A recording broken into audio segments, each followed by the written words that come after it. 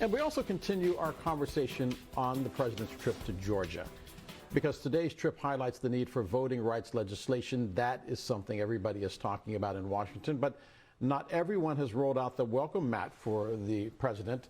Dr. Nii-Quartelai Quartey is the national affairs contributor to the Grio, Quartelai. He's also the former senior policy advisor to the Biden-Harris presidential campaign. He joins us now. They're not too happy with the president right now. Do they have rights to be upset? Because people like Stacey Abrams are saying, I'm not going to hear the president's speech. Others are saying, enough with the speeches, get something done. Is that an oversimplification of where we are on this issue?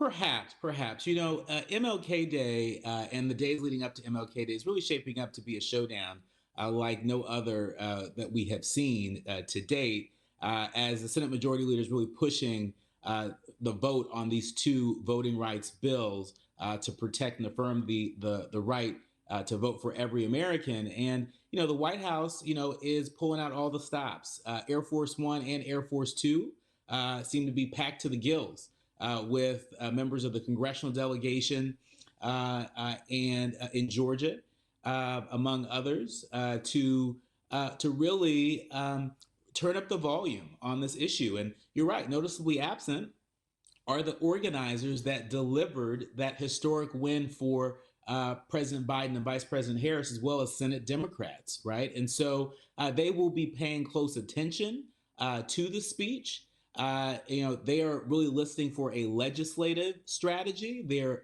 listening to hear whether or not the president and vice president are going to apply more pressure to Senators Manchin and Sinema. They are listening closely for the president to throw down the gauntlet and call for a carve-out of voting rights in the filibuster, which the president seems inclined to do. Yeah, let me stop you there, because even with that carve-out, he doesn't have Manchin and Sinema, and he may not have Tester. And Lyndon Johnson told Martin Luther King when voting rights came up the first time, it ain't about the color of your skin, it's about votes. And right now, the president doesn't have votes on Capitol Hill. And I think sometimes we spend an awful lot of time talking about black and brown, and et cetera, but we need to ask ourselves, why doesn't he have the votes? What happened to Tester? What happened to Romney? What happened to Murkowski and Collins and others who say that they're moderates who pander for black votes? I mean, I need not remind you that every time there's an election year, if you're sitting in a black church, guess who shows up? All of a sudden, they're our best friends. So it's not just about Joe Biden in this case. What about the others? Where are they, and why aren't we putting pressure on them?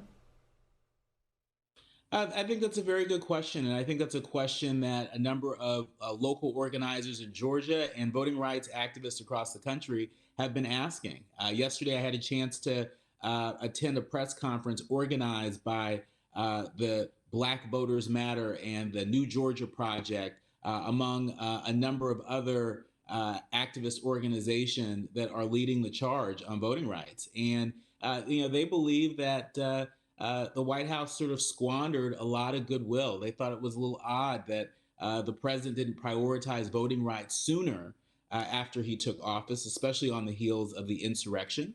And so I think part of what we see is, you know, a White House that has had no shortage of challenges to address in real time. And, you know, clearly this White House is taking it seriously, and they are turning up the volume very loud. You know, at the end of the day, you gotta count votes. And right now, it doesn't seem that we have the votes that we need to pass this.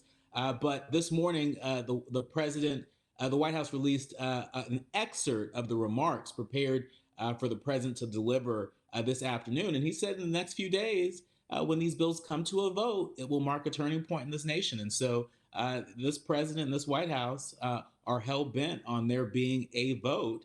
One would think that they wouldn't call for a vote if they didn't think that they could get this over the finish line, but that has yet to be seen. Yeah, but we saw that with Build Back Better. My point being that this is like having an argument inside your family reunion. Black voters know that Joe Biden has our back. We know that. But we also realize that Joe Manchin probably does not. And Kyrsten Sinema right now does not. And John Tester is a maybe. Shouldn't the president be landing that plane in a place like Louisiana, where 34% of the vote there is black and go after somebody like John Kennedy and say, this is the guy that's stopping you from being able to vote. Or maybe he should land the plane someplace where there is a large African-American population in Mississippi or Alabama or North Carolina and say, those senators aren't voting for voting rights. Why? Is it because of the color of your skin or because of the content of what it is that they don't want to be approved? But is he preaching to the choir, as they say? I think there are activists on the ground in places like Georgia that are suspicious that the president and vice president may be preaching to the choir and think that their time and effort may be better used, really whipping votes in the Senate among senators that are a bit more vulnerable, senators that are sitting on the sidelines. I have no sense that this is the only sort of rally that the president and vice president are going to participate in.